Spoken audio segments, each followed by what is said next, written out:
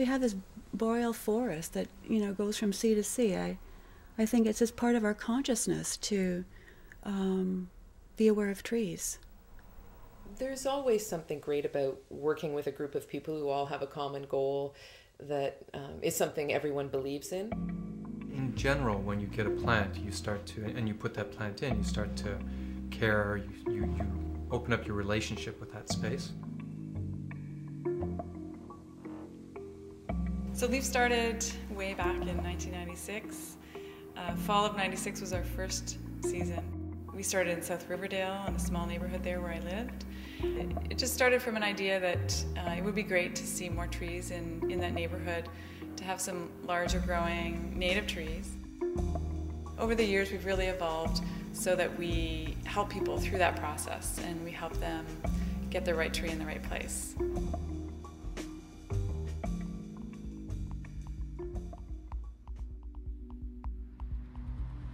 The pressure to deal with climate change at the level of an urban forest is quite strong.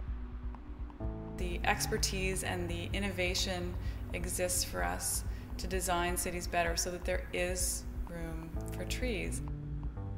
It's very compelling to me to look at your own piece of property and say, okay, how can I take care of this piece of property?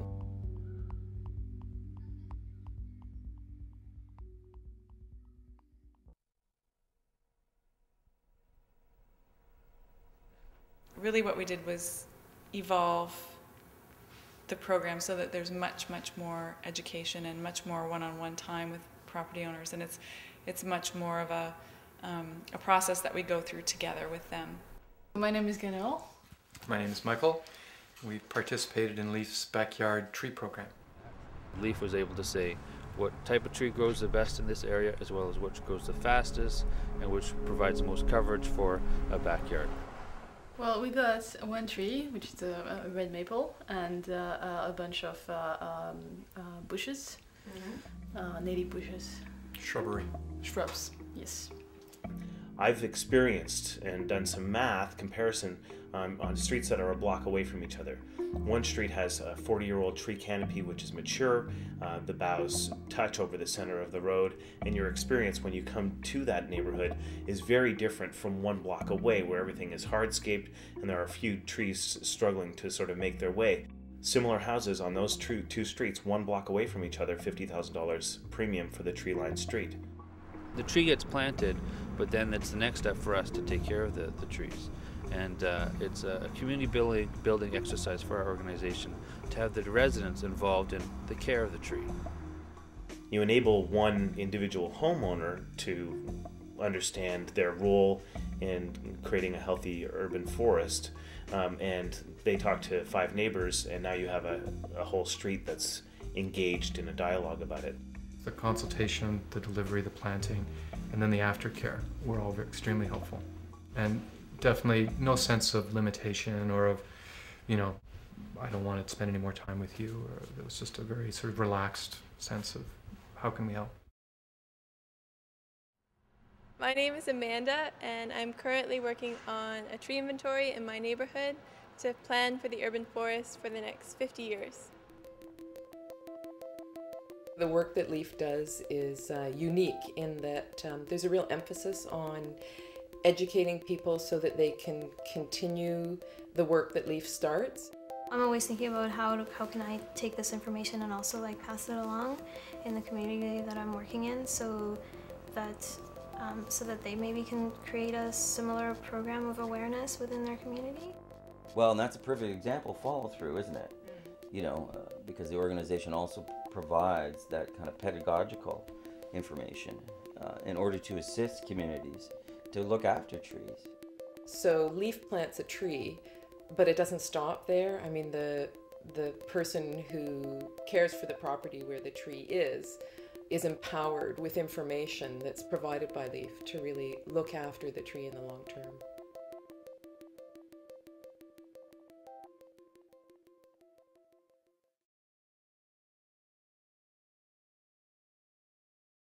My name is Dan, and I've taken the tree tending program with Leaf. Tree Tenders is a series of seminars to teach people about more or less the basics of arboriculture, that is to say, how to take care of trees properly.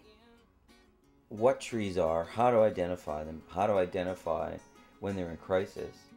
Usually we'd get a pretty solid lecture. The first day I think was focused more on tree biology and learning how to identify tree species. The various parts of the tree, the different types of fruit you can have, different types of leaves you can have, and the different groupings of families of trees. During every session we would go out and actually look at trees and either try to classify trees based on what we had learned or identify different types of diseases that were afflicting the trees. Then it also gives you a perspective on soil and the ground and how that works. You know, the idea of how extensive tree roots are. Most people think tree roots go way, way down into the ground, and of course they don't. They spread out much as the top does. The second day, I believe, was more about tree planting and some of the stresses on trees. The whole idea of the city and how things like soil compaction present such a problem for trees, because it's a situation, as you can imagine, cars driving over pavement, but also went through the city bylaws, which is interesting. And there was actually a bylaw officer as part of the course. So that gave you some insight into the laws themselves, how they work, how they're enforced, and the difficulty in enforcing them. It really covers sort of from the sapling to the end of a tree's life, everything that you need to know. My name's Michael, and my cat spent hours staring at my trees. Over the years, we have operated on a really tight budget, but that makes us creative and that makes us, productive, and it can be a good thing. The organization is really operating on a very tight budget, and it's operating very effectively at that tight budget level. I'd like to see heavier investment in LEAF, and I think the results will be broad-reaching. We want to remember our frugal roots and how to get the best out of every dollar, and that's really the focus. Money's hard to get, and support for basic infrastructure of an organization. It's easier to get project funding than the support from organizations. In 2006, our annual budget was $130,000, and in 2007 that has increased, and we've increased the amount of work that we do. That, of course, only speaks to the fact that maybe LEAF should grow and grow and grow, and that's what I'm looking forward to.